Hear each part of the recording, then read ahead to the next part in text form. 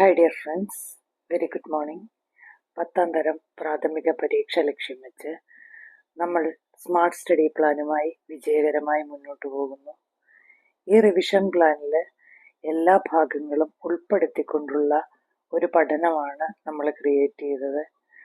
ആദ്യ ദിവസം ഇന്ത്യൻ സ്വാതന്ത്ര്യ സമരവുമായി ബന്ധപ്പെട്ട മൾട്ടിപ്പിൾ ചോയ്സ് ക്വസ്റ്റ്യൻസ്, അതുപോലെ തന്നെ SCERT പാഠഭാഗങ്ങൾ, അങ്ങനെ 2 വീഡിയോ അപ്ലോഡ് ചെയ്തു. പിന്നെ 20 മാർക്കിൻ്റെ സയൻസ്, അതിനായിട്ട് ഫിസിക്സ്, കെമിസ്ട്രി, ബയോളജി, പൊതുവിജ്ഞാനം, അത് സെപ്പറേറ്റ് നമ്മൾ വീഡിയോസ് അപ്ലോഡ് ചെയ്തു. പിന്നെ 2026 ആനുകാലികം വസ്തുതകൾ, PSC ബുള്ളറ്റിനിൽ വന്നിട്ടുള്ള പ്രധാനപ്പെട്ട പോയിന്റുകളെല്ലാം നമ്മൾ ഡിസ്കസ് ചെയ്തു. പിന്നെ കണക്കിൻ്റെ 100 മുൻവർഷ ചോദ്യങ്ങൾ. ഇന്നിപ്പോൾ നമ്മൾ ചെയ്യാൻ പോകുന്നത് കേരള ഭൂമിശാസ്ത്രമാണ്. കഴിഞ്ഞ 2 ദിവസങ്ങളായിട്ട് വീഡിയോ അപ്ലോഡ് ചെയ്യാൻ സാധിച്ചില്ല.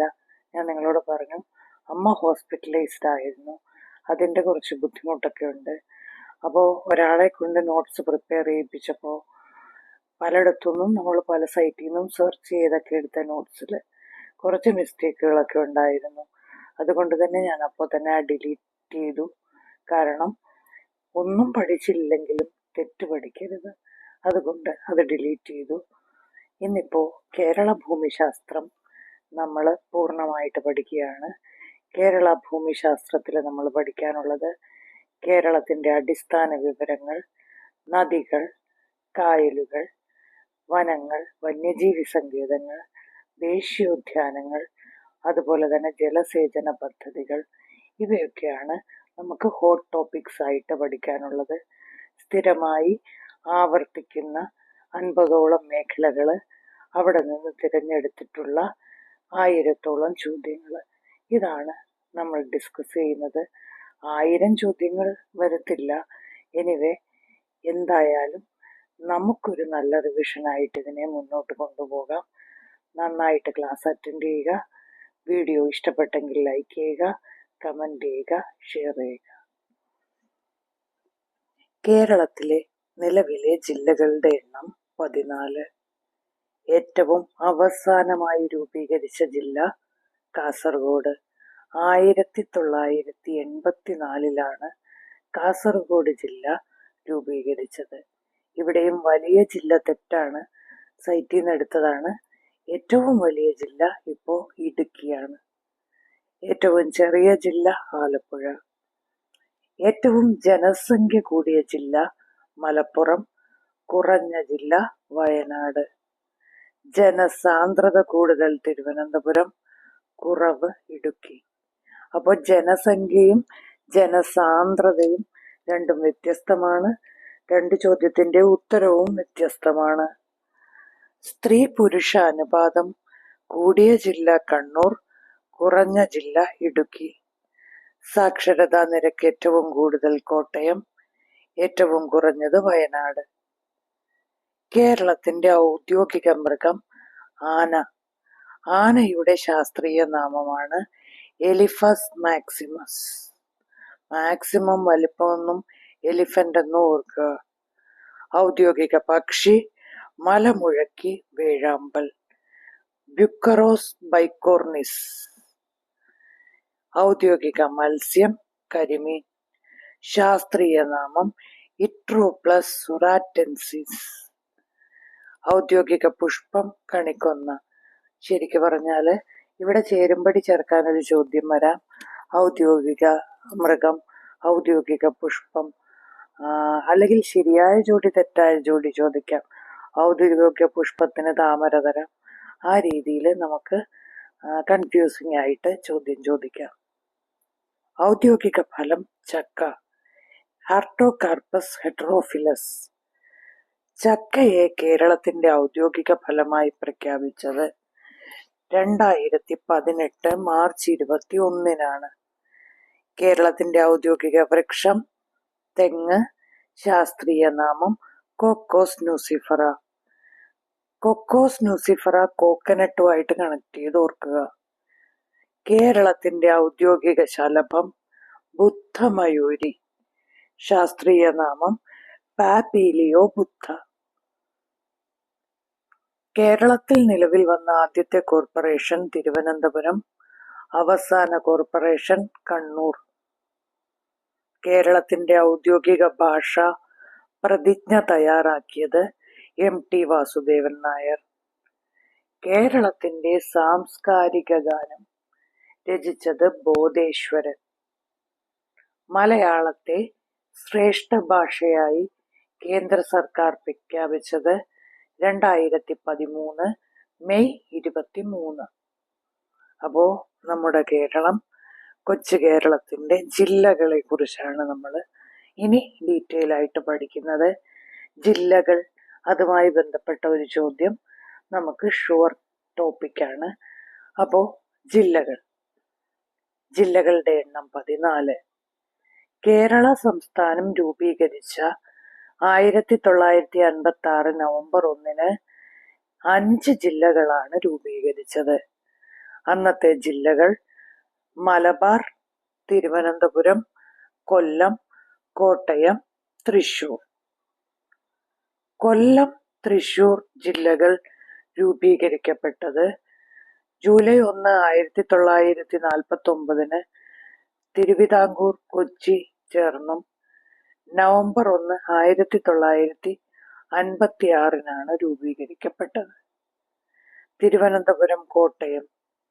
മലബാർ ജില്ലയെ പാലക്കാട്, കണ്ണൂർ, കോഴിക്കോട് ഇങ്ങനെ 3ആയിട്ട് വിഭജിച്ചത് 1957 ജനുവരി 1. കോട്ടയം, കൊല്ലം ജില്ലകളിൽ നിന്നും കുറച്ചു ഭാഗങ്ങൾ അടർത്തി മാറ്റി ആലപ്പുഴ രൂപീകരിച്ചു 1957 ഓഗസ്റ്റ് 17. 1958 ഏപ്രിൽ 1 എറണാകുളം ജില്ല രൂപീകരിച്ചത്. കോഴിക്കോട് ജില്ലയിലെ ഏറനാട്, തിരൂർ താലൂക്കുകള്, പാലക്കാട് ജില്ലയിലെ പെരിന്തൽമണ്ണ, പൊന്നാനി താലൂക്കുകള് ഇവയെല്ലാം ചേർത്ത് മലപ്പുറം രൂപീകരിച്ചത് 1969 ജൂൺ 16. കോട്ടയം ജില്ലയിലെ ദേവികുളം, ഇടുമ്പൻചോല, പീരുമേട് താലൂക്കുകൾ, എറണാകുളം ജില്ലയിലെ തൊടുപുഴ ഇവ ചേർത്ത് ഇടുക്കി ജില്ല രൂപീകരിച്ചത് 1972 ജനുവരി 26. അപ്പോ ഇനിയുള്ള പരീക്ഷകളിൽ ചോദ്യം വരുമ്പോൾ ഇടുക്കി ജില്ല രൂപീകരിച്ച താലൂക്കുകൾ വരാം. എടുത്തിരിക്കുന്നത് കോട്ടയം ജില്ലയിലെ ദേവികുളം, ഉടുമ്പൻചോല, പീരുമേട്. എറണാകുളം ജില്ലയിലെ തൊടുപുഴ താലൂക്ക്.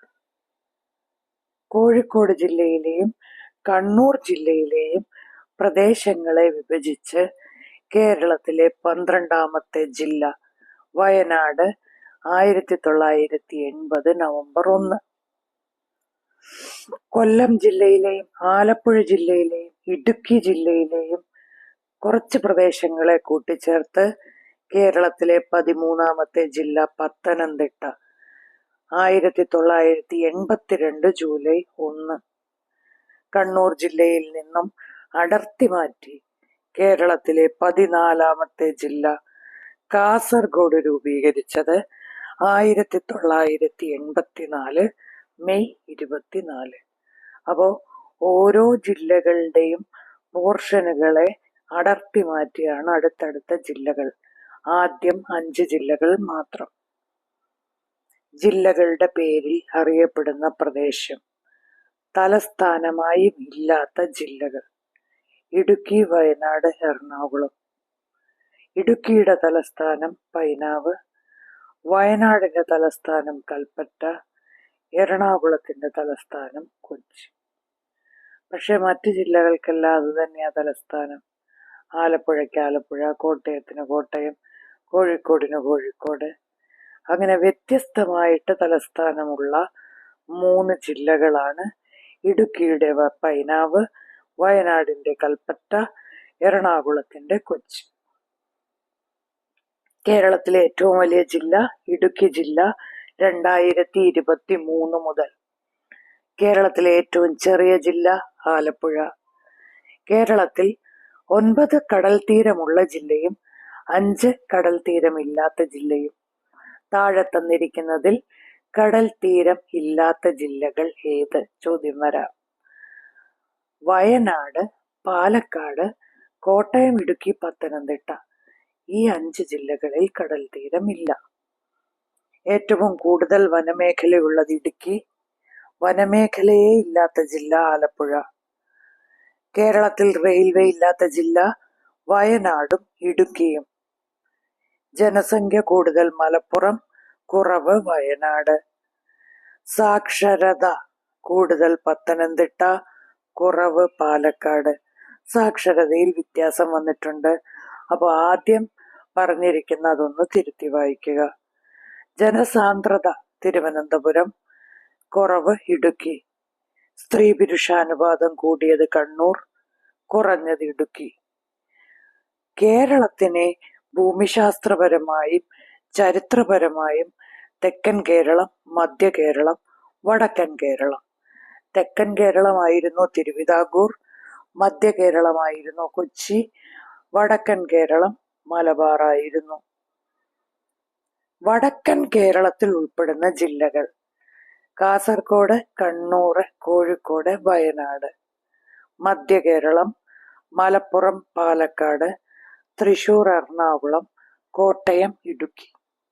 തെക്കൻ കേരളം: തിരുവനന്തപുരം, കൊല്ലം, ആലപ്പുഴ, പത്തനംതിട്ട. അവിടെയും താഴെ തന്നിരിക്കുന്നതിൽ വടക്കൻ കേരളത്തിലെ ജില്ല, തെക്കൻ കേരളത്തിലെ ജില്ല, അങ്ങനെയൊക്കെ വരാം. പ്രധാനപ്പെട്ട പോയിന്റുകളും ടോപ്പിക്സുകളും പറഞ്ഞ് നമുക്ക് മുന്നോട്ട് പോകാം.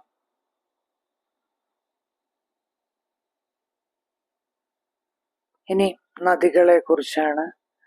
കുറച്ച് വ്യത്യസ്തമായ കാര്യങ്ങൾ കൃത്യമായിട്ട് അറിയാവുന്നത് നമ്മൾ മാറ്റി നിർത്തി പറയുന്നു. ചേരന്മാരുടെ പ്രധാന നഗരിയും പുരാതന കേരളത്തിലെ തുറമുഖവുമായിരുന്ന കൊടുങ്ങല്ലൂരിന്റെ പതന, അതുപോലെ കൊച്ചിയുടെ ഉയർച്ച.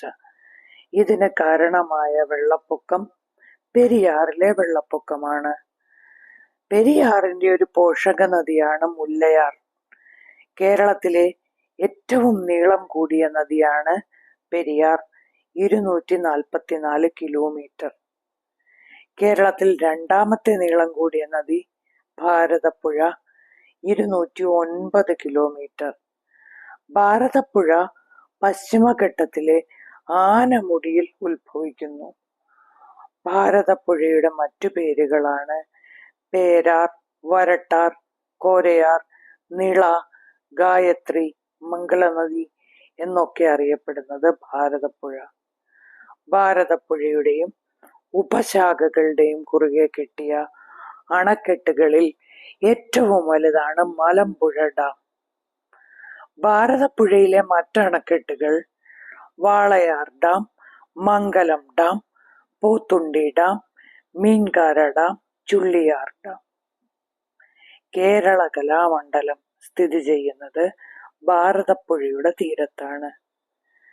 ഭാരതപ്പുഴയുടെ തീരത്ത് സ്ഥിതി ചെയ്യുന്ന ഹിന്ദുക്കളുടെ വിശുദ്ധമായ ശ്മശാനമാണ് തിരുവില്ലാമല ഐവർമഠം. കുന്തിപ്പുഴ, തൂതപ്പുഴ, മലമ്പുഴ, വാളയാർ ഇതെല്ലാം ഭാരതപ്പുഴയുടെ പോഷക നദികളാണ്. നദികൾ ഒരു സെപ്പറേറ്റ് സിലബസ് പോർഷൻ ഉണ്ട്, അതുകൊണ്ട് അത് ഹോട്ട് ടോപ്പിക്സ് ആണ്. അപ്പോൾ ഏറ്റവും നീളം കൂടിയത് പെരിയാർ, രണ്ടാമത്തത് ഭാരതപ്പുഴ, മൂന്നാമത്തതാണ് പമ്പ. അപ്പോൾ ക്രമത്തിൽ ക്രമീകരിക്കാൻ പറഞ്ഞാൽ പെരിയാർ, ഭാരതപ്പുഴ, പമ്പ, ചാലിയാർ. ശബരിമല അയ്യപ്പ ക്ഷേത്രത്തിന്റെ സാന്നിധ്യം മൂലം പുണ്യനദിയായിട്ടറിയപ്പെടുന്നത് പമ്പ. പമ്പയുടെ മറ്റൊരു പേരാണ് ദക്ഷിണ ഗംഗ. പമ്പാ നദിയുടെ പ്രഭവസ്ഥാനം പീരുമേടിലെ പുളിച്ചിമല. കുട്ടനാടിന്റെ പ്രധാന ജലസ്രോതസ്സാണ് പമ്പ. പൗരാണിക കാലത്ത് ബാരിസ് എന്നറിയപ്പെട്ടത് പമ്പയാണ്. ഏഷ്യയിലെ ഏറ്റവും വലിയ ക്രിസ്തീയ കൂട്ടായ്മ മാരാമൺ കൺവെൻഷൻ 1896 നടന്നത് ഈ പമ്പാ നദിയുടെ തീരത്താണ്. ചെറുകോൽപ്പുഴ ഹിന്ദുമത കൺവെൻഷൻ, റാന്നി ഹിന്ദുമത കൺവെൻഷൻ ഇവയെല്ലാം പമ്പാ നദിയുടെ തീരത്താണ്. ആറന്മുള വള്ളംകളി പമ്പാ നദി. പമ്പയുടെ പോഷക നദികൾ പമ്പയാർ, കക്കിയാർ, അഴുതയാർ, കല്ലാർ തുടങ്ങിയവ.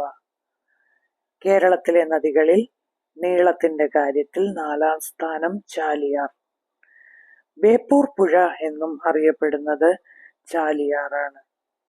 കേരളത്തിന്റെ നൈൽ ഭാരതപ്പുഴ.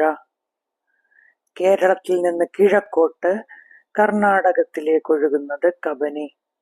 കേരളത്തിൽ 44 നദികളുണ്ട്. അതിൽ 41 നദികൾ പടിഞ്ഞാട്ടും 3 നദികൾ കിഴക്കോട്ടും. കബനി, ഭവാനി, പാമ്പാർ. കേരളത്തിലെ ഏറ്റവും വലിയ ജലവൈദ്യുത പദ്ധതിയുടെ ഭാഗമായ ഇടുക്കി ഡാം പെരിയാർ.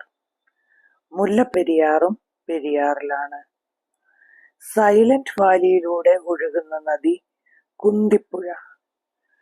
കേരളത്തിൽ ഏറ്റവും മലിനീകരണം കുറഞ്ഞ നദിയാണ് കുന്തിപ്പുഴ. കേരളത്തിലെ ഏറ്റവും നീളം കൂടിയ 2ാമത്തെ നദി ഭാരതപ്പുഴ. തുഷാരഗിരി വെള്ളച്ചാട്ടം ചാലിപ്പുഴ. ശബരിമല നദി സ്ഥിതി ചെയ്യുന്നത് പമ്പാ നദിയുടെ തീരത്ത്. ദക്ഷിണ ഭാഗീരഥി എന്നും ബാരിസ് എന്നും അറിയപ്പെടുന്നത് പമ്പയാണ്. ബേപ്പൂർ പുഴ എന്നറിയപ്പെടുന്നത് ചാലിയാർ. അങ്ങനെ ചോദ്യം ചോദിക്കാം. ദക്ഷിണ ഭാഗീരഥി, ബേപ്പൂർ പുഴ തുടങ്ങിയ പേരുകൾ തന്നിട്ട് ഇപ്പുറത്ത് ചാലിയാർ, പമ്പ ആ രീതിയിൽ ചേരുംപടി ചേർക്കാൻ ചോദിക്കാം.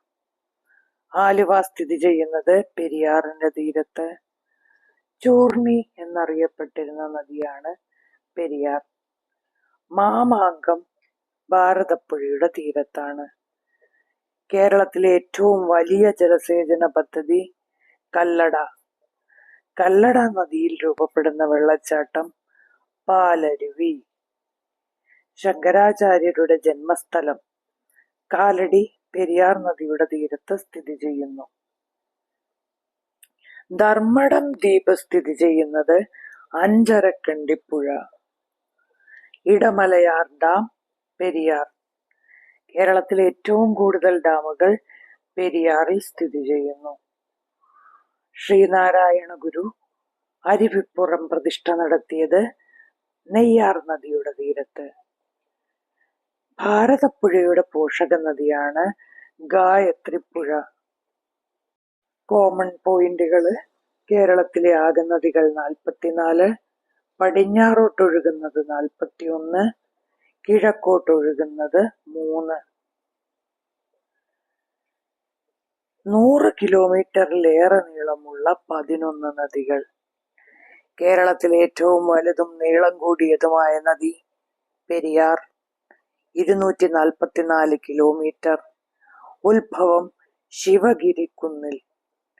ഏറ്റവും കൂടുതൽ അണക്കെട്ടുകൾ നിർമ്മിച്ചിരിക്കുന്നത് പെരിയാറിൽ. പെരിയാറിന്റെ മറ്റൊരു പേരാണ് ആലുവ പുഴ. പ്രാചീന കാലത്ത് ചൂർണി എന്നറിയപ്പെട്ടിരുന്നു. ഇടുക്കി ഡാം നിർമ്മിച്ചിരിക്കുന്നത് പെരിയാറിലാണ്. പെരിയാറിലെ ജലവൈദ്യുത പദ്ധതികളാണ് പള്ളിവാസൽ, ചെങ്കുളം, പന്നിയാർ, നേര്യമംഗലം. പെരിയാറിന്റെ പോഷക നദികൾ മുതിരപ്പുഴ, മുല്ലയാർ, ചെറുതോണിയാർ, പെരിഞ്ചാൻകുട്ടിയാർ തുടങ്ങിയവ. സൈലന്റ് വാലിയിലൂടെ ഒഴുകുന്നത് കുന്തിപ്പുഴ. പ്രാചീന കാലത്ത് ബാരിസ് എന്നറിയപ്പെട്ടത് പമ്പ. പമ്പയിൽ സ്ഥിതി ചെയ്യുന്നതാണ് പെരുന്തേനരുവി വെള്ളച്ചാട്ടം. കേരളത്തിലെ 2ാമത്തെ വലിയ നദി ഭാരതപ്പുഴ. ഉത്ഭവം തമിഴ്നാട്ടിലെ ആനമല. ഭാരതപ്പുഴയുടെ നീളം 209 കിലോമീറ്റർ. പാലക്കാട്, തൃശൂർ എന്നീ ജില്ലകളിലൂടെ ഒഴുകുന്നു. പമ്പയുടെ ദാനം കുട്ടനാട്. ബേപ്പൂർ പുഴ എന്നറിയപ്പെടുന്നത് ചാലിയാർ.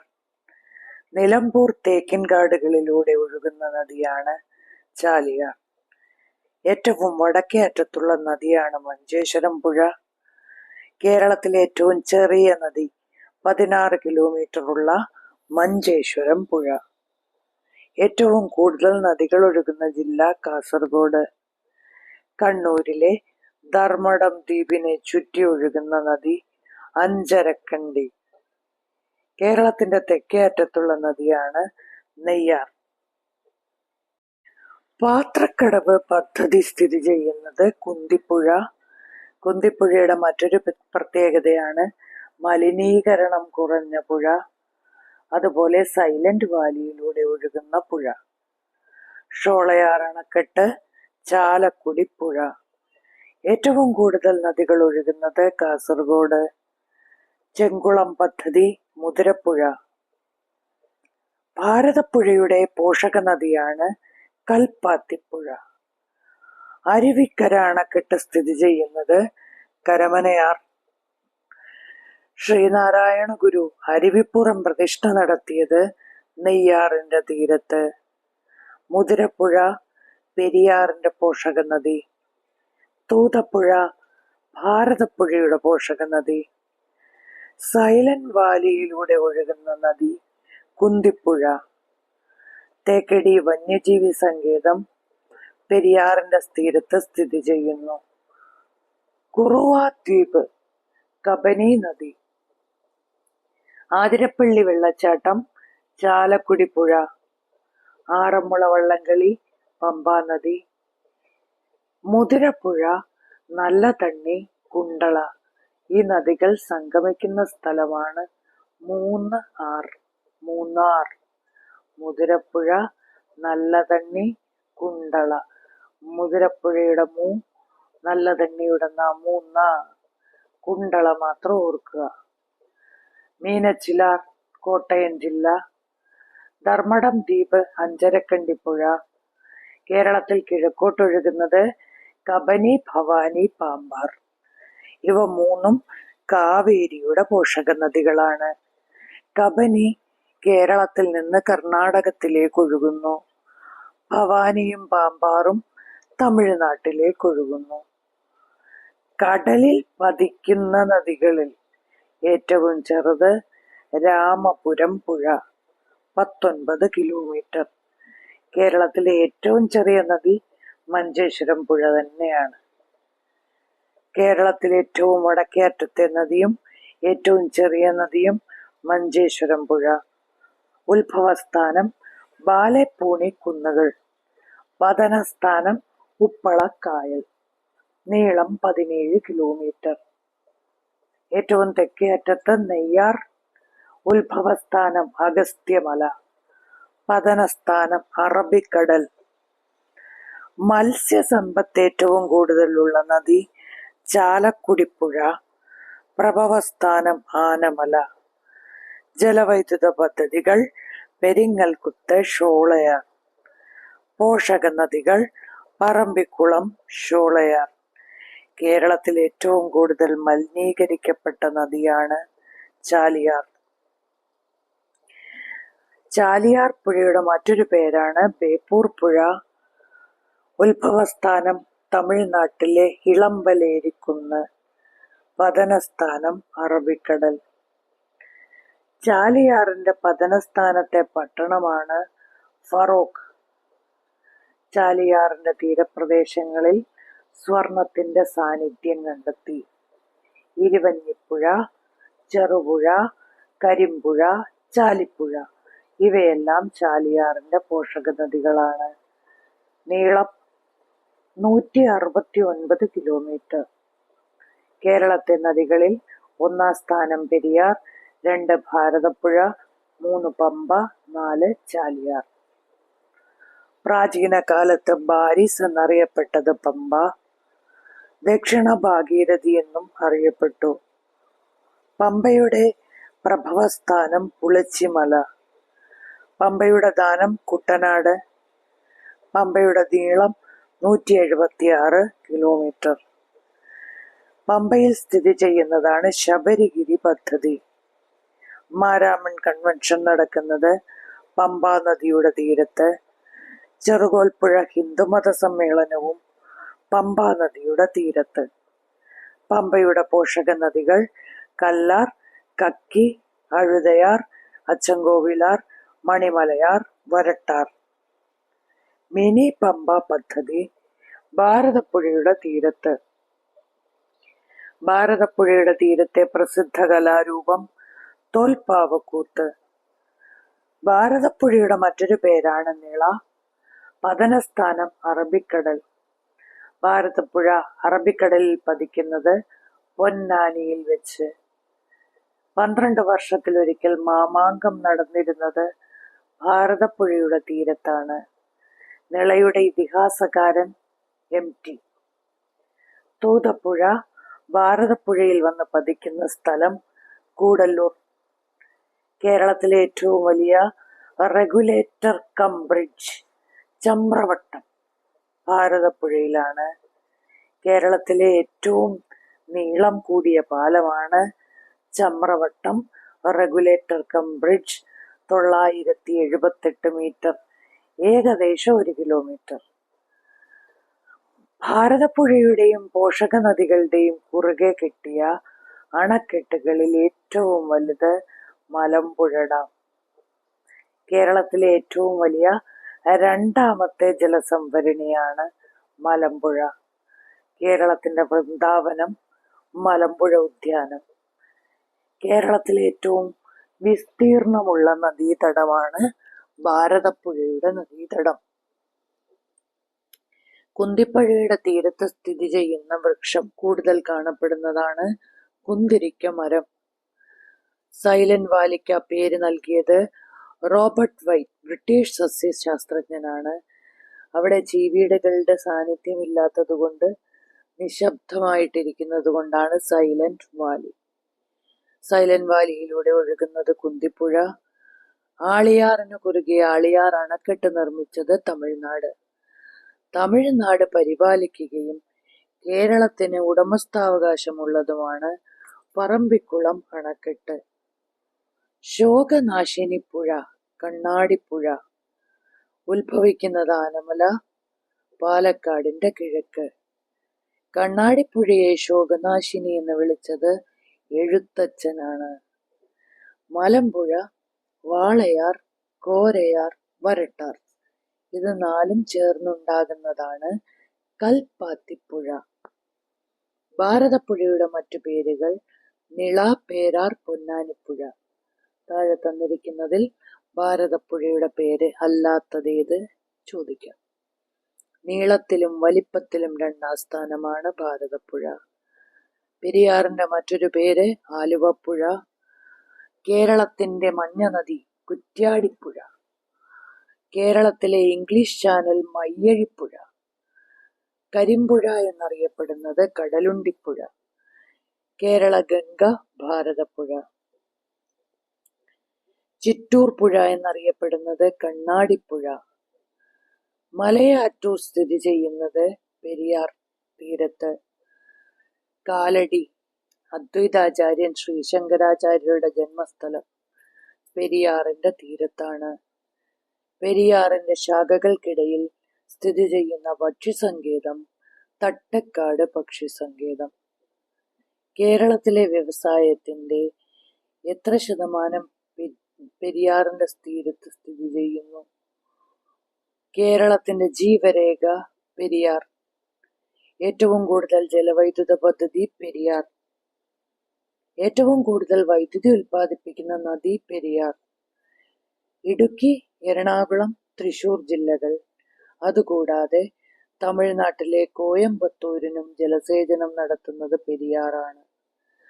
മംഗലപ്പുഴ, മാർത്താണ്ഡൻ പുഴ എന്നിങ്ങനെ 2ആയി പെരിയാർ പിരിയുന്നത് ആലപ്പുഴയിൽ വെച്ചാണ്. മംഗലപ്പുഴ എളന്തിക്കരയിൽ വെച്ച് ചാലക്കുടി പുഴയിൽ പതിക്കും. മാർത്താണ്ഡൻ പുഴ വേമ്പനാട് കായലിന്റെ ഭാഗമായ വരാപ്പുഴ കായലിൽ പതിക്കും.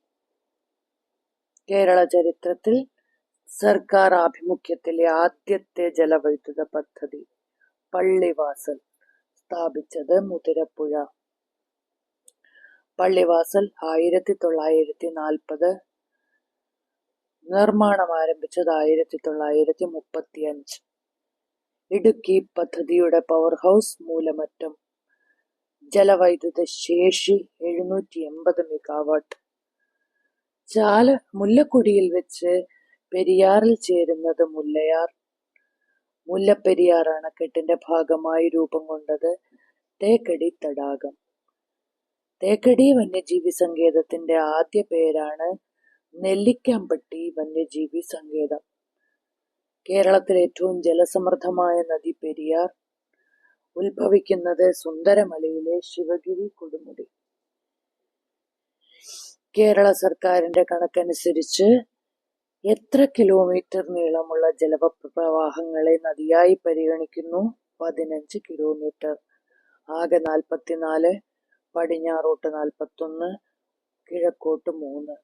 മീഡിയം നദികൾ 4, മൈനർ നദികൾ 40. മീഡിയം നദികൾ 4 പെരിയാർ, ഭാരതപ്പുഴ, പമ്പ, ചാലിയാർ. ഏറ്റവും വലുത് പെരിയാർ 244 കിലോമീറ്റർ. കേരളത്തിൽ ചന്ദനമരങ്ങൾ കാണപ്പെടുന്നത് മറയൂർ. പക്ഷി സങ്കേതങ്ങളെക്കുറിച്ചും വന്യജീവി സങ്കേതങ്ങളെക്കുറിച്ചുമാണ് അടുത്ത ചർച്ച. ഏറ്റവും ചെറിയ പക്ഷി സങ്കേതം മംഗളവനം. ഏറ്റവും കൂടുതൽ കണ്ടൽക്കാടുകൾ ഉള്ളത്, ഏറ്റവും കൂടുതൽ കടൽ തീരമുള്ളത് കണ്ണൂരാണ്. അവിടെയാണ് ഏറ്റവും കൂടുതൽ കണ്ടൽക്കാടുകൾ. മയിലുകളുടെ സംരക്ഷണത്തിനുള്ള വന്യജീവി സങ്കേതം ചൂലന്നൂർ. വിസ്തൃതി കൂടിയ വനം ഡിവിഷൻ റാന്നി. കേരളത്തിന്റെ ഏറ്റവും വലിയ ദേശീയോദ്യാനം ഇരവികുളം. സിംഹപാലൻ കുരങ്ങുകൾ കാണുന്നത് സൈലന്റ് വാലിയിലാണ്. അവിടെ വെടിപ്ലാവുകളുടെ സാന്നിധ്യമുള്ളതുകൊണ്ട്. സൈലന്റ് വാലി ഉദ്ഘാടനം ചെയ്തത് രാജീവ് ഗാന്ധി 1985 സെപ്റ്റംബർ 7. ദേശാടന പക്ഷികളുടെ പറുദീസ കടലുണ്ടി മലപ്പുറം. അത് ജില്ലകൾ ചോദിക്കാം. കടലുണ്ടി, തട്ടേക്കാട്, ഓരോന്നും സ്ഥിതി ചെയ്യുന്ന ജില്ലകൾ ചോദിക്കാം. കേരളത്തിലെ ഏറ്റവും ചെറിയ ദേശീയോദ്യാനം പാമ്പാടും ചോല. വരയാടുകളുടെ സംരക്ഷണാർത്ഥം പ്രവർത്തിക്കുന്നത് ഇരവികുളം. ബേക്കേഴ്സ് എസ്റ്റേറ്റ് എന്നറിയപ്പെടുന്നത് കുമരകം. വനവിസ്തൃതിയിൽ കേരളത്തിന്റെ സ്ഥാനം 14. വനഭൂമി കൂടുതൽ ഇടുക്കി, വനഭൂമി ഇല്ലാത്തത് ആലപ്പുഴ. ശതമാന അടിസ്ഥാനത്തിൽ കൂടുതൽ വനം വയനാട്. കേരളത്തിൽ റിസർവ് വനം കൂടുതലുള്ളത് പത്തനംതിട്ട, കുറവ് ആലപ്പുഴ. ഈയിടെ കഴിഞ്ഞ LGS പരീക്ഷയിൽ ചോദിച്ച ചോദ്യം ആലപ്പുഴ ജില്ലയിലെ ആദ്യത്തെ റിസർവ് വനം വീയപുരം. കേരളത്തിലെ ആദ്യത്തെ റിസർവ് വനം കൂന്നി. കേരളത്തിലെ വിസ്തൃതി കുറഞ്ഞ വനം ഡിവിഷനാണ് അഗസ്ത്യവനം. കേരളത്തിലാകെ 18 വന്യജീവി സങ്കേതങ്ങളുണ്ട്, 36 വനം ഡിവിഷനുകൾ. ഏഷ്യയിലെ ഏറ്റവും വലിയ തേക്ക് കന്നിമരം. കേരളത്തിലെ ആദ്യത്തെ വന്യജീവി സങ്കേതം പെരിയാർ. തുടക്കത്തിൽ നെല്ലിയാമ്പട്ടി ഗെയിം സാങ്ച്വറി എന്നറിയപ്പെട്ടു. പ്രത്യേക സസ്യത്തിന് വേണ്ടി മാത്രം രാജ്യത്ത് നിലവിൽ വന്ന ആദ്യ ദേശീയോദ്യാനം കുറിഞ്ഞി സെഞ്ച്വറി. ലോകത്തിലെ ഏറ്റവും പ്രായം കൂടിയ തേക്കുമരം കണ്ടെത്തിയത് Nilambur. Kerala forest research institute Peechi. കേരളത്തിലെ ഏറ്റവും വലിയ വന്യജീവി സങ്കേതം പെരിയാർ. പശ്ചിമഘട്ടത്തിന്റെ രാജ്ഞി എന്നറിയപ്പെടുന്ന പുഷ്പം നീലക്കുറിഞ്ഞി. ഒരു മരത്തിന്റെ പേരിൽ അറിയപ്പെടുന്ന വന്യജീവി സങ്കേതം ചെന്തുരണി. ഏഷ്യയിലെ ആദ്യത്തെ ബട്ടർഫ്ലൈ സഫാരി പാർക്ക് തെന്മല. ചാമ്പൽ മലയണ്ണാൻ, നക്ഷത്ര ആമകൾ ഇവ കാണപ്പെടുന്നത് ചിന്നാർ മഴനിഴൽ പ്രദേശം. കേരളത്തിലെ ആദ്യത്തെ പക്ഷി സങ്കേതം തട്ടേക്കാട്. 12 വർഷത്തിലൊരിക്കൽ പൂക്കുന്ന നീലക്കുറിഞ്ഞിയുടെ ശാസ്ത്രീയ നാമം സ്ട്രോബിലാന്തസ് കുന്തിയാന. ഇന്ത്യയിലെ ആദ്യത്തെ കമ്മ്യൂണിറ്റി റിസർവ്. ഇന്ത്യയിലെ കടലുണ്ടി. വള്ളിക്കുന്ന്, കടലുണ്ടി. ഇന്ത്യയിലെ ആദ്യത്തെ ഇക്കോ ടൂറിസം പദ്ധതി കൊല്ലം ജില്ലയിലെ തെന്മല. റീഡ് തവളകൾ കാണപ്പെടുന്ന കേരളത്തിലെ പ്രദേശം കക്കയം. സലീം അലിയുടെ പേരിൽ അറിയപ്പെടുന്നത് തട്ടേക്കാട്. സൈലന്റ് വാലിയിൽ സംരക്ഷിക്കപ്പെടുന്നത് സിംഹവാലൻ കുരങ്ങ്. സൈലന്റ് വാലി പാലക്കാട് ജില്ല, മണ്ണാർക്കാട് താലൂക്ക്. ഏറ്റവും കൂടുതൽ ജൈവ വൈവിധ്യമുള്ളതാണ് സൈലന്റ് വാലി. ഈ പേര് നൽകിയത് റോബർട്ട് വൈറ്റ് ആണ്. കെ നീലകണ്ഠൻ സ്മാരക മയിൽ സങ്കേതം പാലക്കാട് ജില്ലയിലെ ചൂലന്നൂർ. കൊച്ചിയുടെ ശ്വാസകോശം മംഗളവനം. പക്ഷികളെ കൂടാതെ ചിലന്തികൾ, വവ്വാലുകൾ തുടങ്ങിയവ കാണപ്പെടുന്നു. സൈലന്റ് വാലിയെ ദേശീയോദ്യാനമായി പ്രഖ്യാപിച്ചത് ഇന്ദിരാഗാന്ധി 1984. വിശേഷണങ്ങൾ എന്ന് പറയുമ്പോൾ കേരളത്തിലെ നിത്യഹരിത വനമാണ്. ഏക കന്യാവനം. കേരളത്തിലെ ഏറ്റവും വലിയ മഴക്കാട്. താഴെ തന്നിരിക്കുന്നതിൽ സൈലന്റ് വാലിയെ പറ്റി ശരിയായത് തെറ്റായത് ഒക്കെ ചോദിക്കാം. ലോക പൈതൃക പട്ടികയിൽ ഉൾപ്പെടുത്തിയ കേരളത്തിലെ ദേശീയോദ്യാനമാണ് സൈലന്റ് വാലി. ആകെ 18 വന്യജീവി സങ്കേതമുണ്ട്. ആദ്യത്തേത് പെരിയാർ. ഏറ്റവും വലുതും പെരിയാർ. കേരളത്തിലെ ഏറ്റവും ചെറിയ വന്യജീവി സങ്കേതം മംഗളവനം. പെരിയാർ കഴിഞ്ഞാൽ രണ്ടാമത്തേത് വയനാട് വൈൽഡ് ലൈഫ് സാങ്ച്വറി. തെക്കേ അറ്റത്തുള്ളത് നെയ്യാർ, വടക്കേ അറ്റത്തുള്ളത് ആറളം. ചോദ്യം ചോദിക്കാം. അവസാനമായി രൂപീകരിച്ചത് കൊട്ടിയൂർ.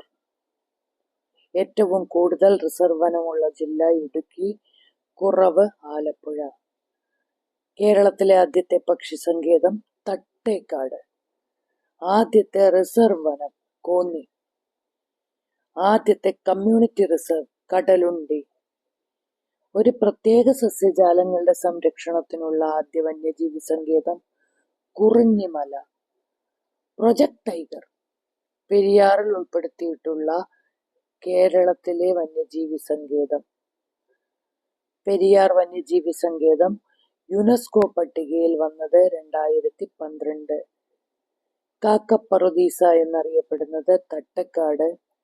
കൊച്ചിയുടെ ശ്വാസകോശം എന്നറിയപ്പെടുന്നത് മംഗളവനം. പക്ഷിഗ്രാമം എന്നറിയപ്പെടുന്നത് നൂറനാട്. ദേശാടന പക്ഷികളുടെ പറുദീസ കടലുണ്ടി. പശ്ചിമഘട്ടത്തിലെ റാണി നീലക്കുറിഞ്ഞി. പക്ഷി സങ്കേതങ്ങളും സ്ഥലങ്ങളും: തട്ടേക്കാട് എറണാകുളം, കടലുണ്ടി മലപ്പുറം, കുമരകം കോട്ടയം, മംഗളവനം എറണാകുളം. ശരിയായ ജോഡി തെറ്റായ ജോഡി ചോദിക്കാം. പക്ഷിപാതാളം വയനാട്. ഇനി ഓരോ വന്യജീവി സങ്കേതങ്ങളുടെയും പ്രത്യേകതകൾ. പെരിയാർ ആദ്യം അറിയപ്പെട്ടത് നെല്ലിക്കാമ്പട്ടി ഗെയിം സാങ്ച്വറി, ശ്രീ ചിത്തിര തിരുനാൾ ബാലരാമവർമ്മയുടെ കാലത്ത്. പീരുമേട് താലൂക്കിൽ സ്ഥിതി ചെയ്യുന്നു. ആസ്ഥാനം പൈനാവ്. കേരളത്തിലെ ആദ്യത്തതും ഏറ്റവും വലുതുമായ വന്യജീവി സങ്കേതം പെരിയാർ. കേരളത്തിലെ ആദ്യത്തെ കടുവാ സംരക്ഷണ കേന്ദ്രവും പെരിയാർ. തേക്കടി വന്യജീവി സങ്കേതം എന്ന് അറിയപ്പെടുന്നു. പ്രധാന ക്ഷേത്രങ്ങൾ ശബരിമല, മംഗളാദേവി ക്ഷേത്രം. പെരിയാർ വന്യജീവി സങ്കേതത്തിന്റെ നിർമ്മാണത്തിന് ഉത്തരവാദിയായത് HCH റോബിൻസൺ. അടുത്തതാണ് ശെന്തുരുണി. മരത്തിന്റെ പേരിൽ അറിയപ്പെടുന്നത്. ശെന്തുരുണിയുടെ ശാസ്ത്രീയ നാമം ഗ്ലൂട്ടാ ട്രാവൻകോറിക്ക. കുളത്തൂപ്പുഴ റിസർവ് വനത്തിന്റെ ഭാഗമാണ് ശെന്തുരുണി. ശിലായുഗ സംസ്കാരത്തിന്റെ അവശിഷ്ടങ്ങൾക്ക് പേരുകേട്ടതാണ്. മൂന്നാമത് പറമ്പിക്കുളം. സ്ഥലം ചിറ്റൂർ താലൂക്ക്, മുതലമട. ആസ്ഥാനം തൂണക്കടവ്. റെഡ് ഡേറ്റ ബുക്കിൽ ഉൾപ്പെടുത്തിയിട്ടുള്ള വന്യജീവി സങ്കേതമാണ്.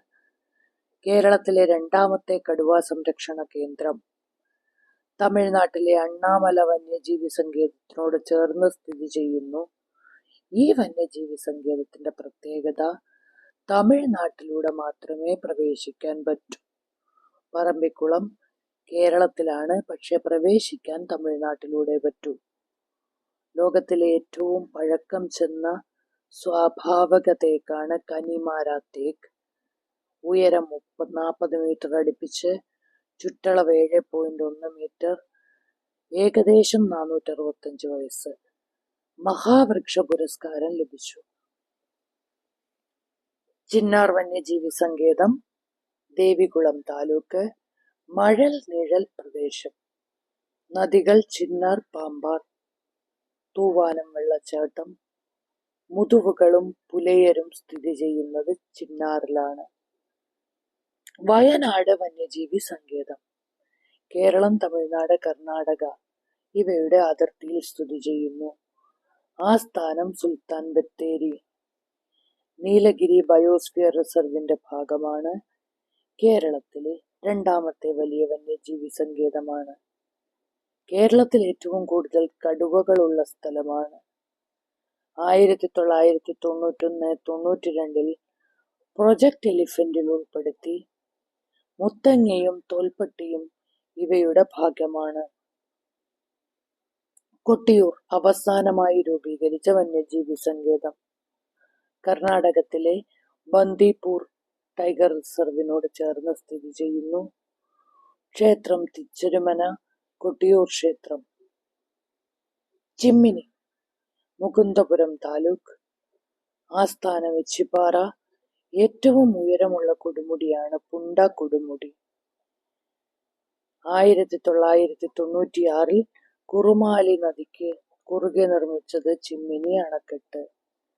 പീച്ചി കേരളത്തിലെ ഏറ്റവും പഴക്കം ചെന്ന രണ്ടാമത്തെ വന്യജീവി സങ്കേതം. ആസ്ഥാനം പീച്ചിയാണ്.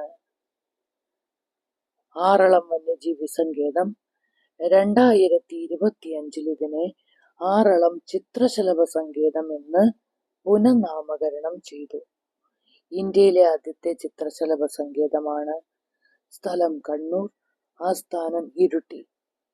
വിശേഷണം കണ്ണൂരിന്റെ സൈലന്റ് വാലി. കേരളത്തിലെ ഏറ്റവും വടക്കേ അറ്റത്തെ വന്യജീവി സങ്കേതമാണ് ആറളം. 266 ചിത്രശലഭങ്ങളുണ്ട്. ഇനങ്ങളാണ്.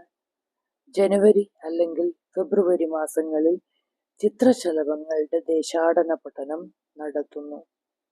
ഇനി ജലവൈദ്യുത പദ്ധതികള്. ഇടമലയാർ എറണാകുളം ജില്ലയിലെ പെരിയാറിന്റെ കൈവഴിയായ ഇടമലയാറിൽ സ്ഥിതി ചെയ്യുന്നു.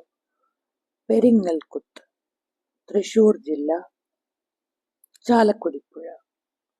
ചരിത്ര പ്രസിദ്ധമായത് പള്ളിവാസൽ. കേരളത്തിലെ ആദ്യത്തെ പദ്ധതി 1940. ഇടുക്കി ജില്ലയിലെ മുതിരപ്പുഴ. ചെങ്കുളം കേരളത്തിലെ രണ്ടാമത്തെ ജലവൈദ്യുത പദ്ധതി. പള്ളിവാസലിൽ നിന്നും ഉപയോഗിച്ചു വരുന്ന വെള്ളമാണ് ചെങ്കുളത്ത് ഉപയോഗിക്കുന്നത്. ഏറ്റവും കൂടുതൽ ജലവൈദ്യുത പദ്ധതി ഇടുക്കി. ഏറ്റവും കൂടുതൽ ജലവൈദ്യുത പദ്ധതികളുള്ള നദി പെരിയാർ.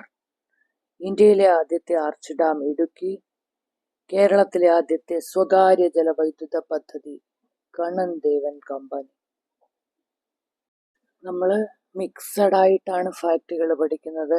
വനം, വന്യജീവി സങ്കേതം, നദികള്, ദേശീയോദ്യാനങ്ങള്, ജലസേചന പദ്ധതികള്. ആനമുടിച്ചോല മൂന്നാറിനടുത്ത് സ്ഥിതി ചെയ്യുന്നു.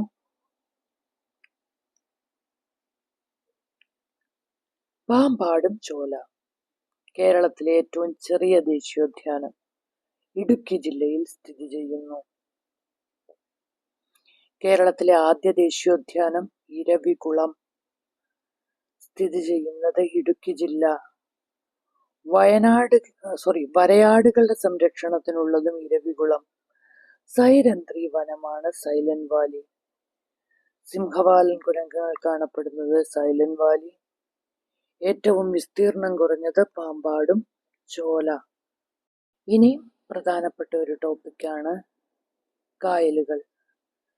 കേരളത്തിൽ കടലുമായി നേരിട്ട് ബന്ധമുള്ള 27 കായലുകൾ. ഏറ്റവും ചെറിയ ശുദ്ധജല തടാകം പൂക്കോട്. സ്ഥിതി ചെയ്യുന്നത് വയനാട്. സമുദ്രനിരപ്പിൽ നിന്നും ഉയരത്തിൽ സ്ഥിതി ചെയ്യുന്നതാണ് പൂക്കോട്. വെള്ളായണിക്കായൽ തിരുവനന്തപുരം. ചാലക്കുടി പുഴ പതിക്കുന്നത് കൊടുങ്ങല്ലൂർ. പള്ളിവാസൽ പദ്ധതി മുതിരപ്പുഴ. മുൻവർഷങ്ങളിൽ ആവർത്തിച്ച ചോദ്യങ്ങളാണ്. ഹൃദയത്തിന്റെ ആകൃതിയിലുള്ള തടാകം മേപ്പാടി. ഓരോ കായലിനെ കുറിച്ച് പറഞ്ഞാൽ വേമ്പനാട് കായൽ. കേരളത്തിലെ ഏറ്റവും വലിയ കായലാണ് വേമ്പനാട് കായൽ. ആലപ്പുഴ, കോട്ടയം, എറണാകുളം ജില്ലകളിലായി വ്യാപിച്ചു കിടക്കുന്നു. കേരളത്തിലെ ഏറ്റവും വലിയ തടാകം വേമ്പനാട് കായൽ. ഉൾപ്പെടാത്തത് ഇവിടെ തന്നിരിക്കുന്നതിൽ കൊല്ലം. നെഹ്റു ട്രോഫി വള്ളംകളി പുന്നമടക്കായൽ വേമ്പനാടിന്റെ ഭാഗമാണ്. കൊച്ചി തുറമുഖം സ്ഥിതി ചെയ്യുന്നത് വേമ്പനാട്. കുമരകം സ്ഥിതി ചെയ്യുന്നത് വേമ്പനാട് തീരത്ത്. തണ്ണീർമുക്കം ബണ്ട് വേമ്പനാട്. കുമരകത്തിനും തണ്ണീർമുക്കത്തിനും മധ്യ സ്ഥിതി ചെയ്യുന്ന ദ്വീപാണ് പാതിരാമണൽ. വേമ്പനാട്ട് കായലിൽ സ്ഥിതി ചെയ്യുന്നു. പാതിരാമണൽ സ്ഥിതി ചെയ്യുന്ന ജില്ല ആലപ്പുഴ. അപൂർവ ദേശാടന പക്ഷികൾ എത്തുന്ന പാതിരാമണൽ. കുട്ടനാട്ടിലെ വെള്ളപ്പൊക്കത്തിന് ശാശ്വത പരിഹാരം കണ്ടെത്താൻ 1951 ആരംഭിച്ചതാണ് തോട്ടപ്പള്ളി സ്പിൽവേ. വൈക്കം സ്ഥിതി ചെയ്യുന്നത് വേമ്പനാടിന്റെ തീരത്താണ്. പമ്പാ നദിയുടെ പതനസ്ഥാനം വേമ്പനാട്. വേമ്പനാട് കായലിൽ പതിക്കാത്ത നദി ഇവിടെ തന്നിരിക്കുന്നതിൽ പെരിയാർ.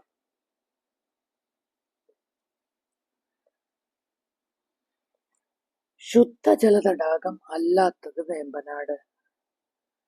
അടുത്തത് ശാസ്താംകോട്ട കായൽ. കേരളത്തിലെ ഏറ്റവും വലിയ ശുദ്ധജല തടാകമാണ് ശാസ്താംകോട്ട. കൊല്ലം ജില്ലയിൽ സ്ഥിതി ചെയ്യുന്നു. 163 ലോകരാജ്യങ്ങൾ ഒപ്പുവെച്ച റംസാർ ഉടമ്പടി പ്രകാരം പ്രത്യേക പരിഗണന അർഹിക്കുന്ന പ്രദേശങ്ങളിൽ ഒന്നാണ് ശാസ്താംകോട്ട കായൽ. അടുത്തത് അഷ്ടമുടിക്കായൽ. ആശ്രാമം കായൽ എന്നറിയപ്പെടുന്നു. അറബിക്കടലുമായി യോജിക്കുന്ന തീരത്ത് നീണ്ട കരാഴി സ്ഥിതി ചെയ്യുന്നു. അഷ്ടമുടിക്കായൽ. കല്ലടയാറ് പതിക്കുന്നത് അഷ്ടമുടിക്കായലിലാണ്. President Trophy boat race Ashtamudikayal. Thanneermukkom bund നമ്മൾ പറഞ്ഞു വേമ്പനാട്. ശുദ്ധജല തടാകം, നെഹ്റു ട്രോഫി വള്ളംകളി ഇതൊക്കെ നമ്മൾ പറഞ്ഞതാണ്. എഫ് ആകൃതിയിലുള്ള കായൽ ശാസ്താംകോട്ട കായൽ. കായലുകളുടെ രാജ്ഞി എന്നറിയപ്പെടുന്നു. കേരളത്തിലെ ഏറ്റവും വലിയ കായലാം വേമ്പനാട്. രണ്ടാമത് അഷ്ടമുടി. ഏറ്റവും വലിയ രണ്ടാമത്തെ കായൽ അഷ്ടമുടി. ആശ്രാമം കായൽ എന്നറിയപ്പെടുന്നു. ഇവിടെയാണ് പെരുമൺ ദുരന്തം നടന്നത്. കേരളത്തിലാകെ 34 കായലുകൾ, 44 നദികൾ. കടലുമായി നേരിട്ട് ബന്ധമുള്ളത് 27. ഉൾനാടൻ ജലാശയങ്ങളാണ് ബാക്കി 7. ഏറ്റവും വലിയ നദി പെരിയാർ. ഏറ്റവും വലിയ കായൽ വേമ്പനാട്. ഇന്ത്യയിലെ ഏറ്റവും വലിയ തണ്ണീർത്തടം വേമ്പനാടാണ്. തെക്കേ അറ്റത്തുള്ള കായൽ വേളിക്കായൽ. വടക്കേ അറ്റത്തുള്ള കായൽ ഉപ്പള കായൽ. വേമ്പനാടും അറബിക്കടലുമായി ചേരുന്നിടത്ത് കൊച്ചി തുറമുഖം. കേരളത്തിലെ ഏറ്റവും വലിയ റംസാർ സൈറ്റാണ് വേമ്പനാട് കായൽ. നാഷണൽ ജിയോഗ്രഫി മാഗസിന്റെ സഞ്ചാര പട്ടികയിൽ ഇടം നേടിയ കായലിലെ ദ്വീപ് കാക്കത്തുരുത്ത്. കുട്ടനാടിന്റെ നെൽകൃഷിയിൽ ഉപ്പുവെള്ളം കയറുന്നത് തടയാൻ നിർമ്മിച്ചിരിക്കുന്നത് തണ്ണീർമുക്കം ബണ്ട്. വേമ്പനാട്ട് കായലിലെ ദ്വീപുകൾ വെല്ലിംഗ്ടൺ, വൈപ്പിൻ, വള്ളാർപാടം, പാതിരാമണൽ. രണ്ടാമത്തത് അഷ്ടമുടി. ഏറ്റവും ആഴം കൂടിയത് അഷ്ടമുടിയാണ്. അഷ്ടമുടിയുടെ തീരത്താണ് മൺട്രോ തുരുത്ത് സ്ഥിതി ചെയ്യുന്നു. പനയുടെ ആകൃതിയിൽ കാണപ്പെടുന്ന കായലാണ് അഷ്ടമുടി. കേരളത്തിലെ കായലുകളുടെ കവാടം എന്നറിയപ്പെടുന്നു. കായലുകളുടെ രാജ്ഞി ശാസ്താംകോട്ടക്കായൽ. പെരുമൺ ദുരന്തം സംഭവിച്ചത് അഷ്ടമുടിക്കായൽ. കേരളത്തിലെ മൂന്നാമത്തെ വലിയ കായൽ കായംകുളം കായൽ. ഏറ്റവും വലിയ ശുദ്ധജല തടാകം ശാസ്താംകോട്ടക്കായൽ എഫ് ആകൃതിയിൽ സ്ഥിതി ചെയ്യുന്നു. രണ്ടാമത്തെ വലിയ ശുദ്ധജല തടാകം വെള്ളായണിക്കായൽ. കേരളത്തിന്റെ തെക്കേ അറ്റത്തെ ശുദ്ധജല കായലാണ്. ഏറ്റവും ഉയരത്തിൽ സ്ഥിതി ചെയ്യുന്ന ശുദ്ധജല തടാകം പൂക്കോട് തടാകം. അപ്പോ ഈ ഒരു ക്ലാസ്സിൽ നമ്മൾ കേരളത്തിന്റെ അടിസ്ഥാന വിവരങ്ങൾ പഠിച്ചു. വിവിധ ജില്ലകൾ, രൂപം കൊണ്ട വർഷം, അതുപോലെ തന്നെ വനങ്ങൾ, വന്യജീവി സങ്കേതങ്ങൾ, ജലസേചന പദ്ധതികൾ, നദികൾ, കായലുകൾ തുടങ്ങി നമ്മുടെ സിലബസുമായി ബന്ധപ്പെട്ട ഒട്ടുമിക്ക പോയിന്റുകളും ചർച്ച ചെയ്തു. വീഡിയോയെക്കുറിച്ചുള്ള അഭിപ്രായം ഉറപ്പായിട്ടും രേഖപ്പെടുത്തുക. വീഡിയോ കമന്റ് ചെയ്യുക, ലൈക്ക് ചെയ്യുക, ഷെയർ ചെയ്യുക. Thank you. All the best.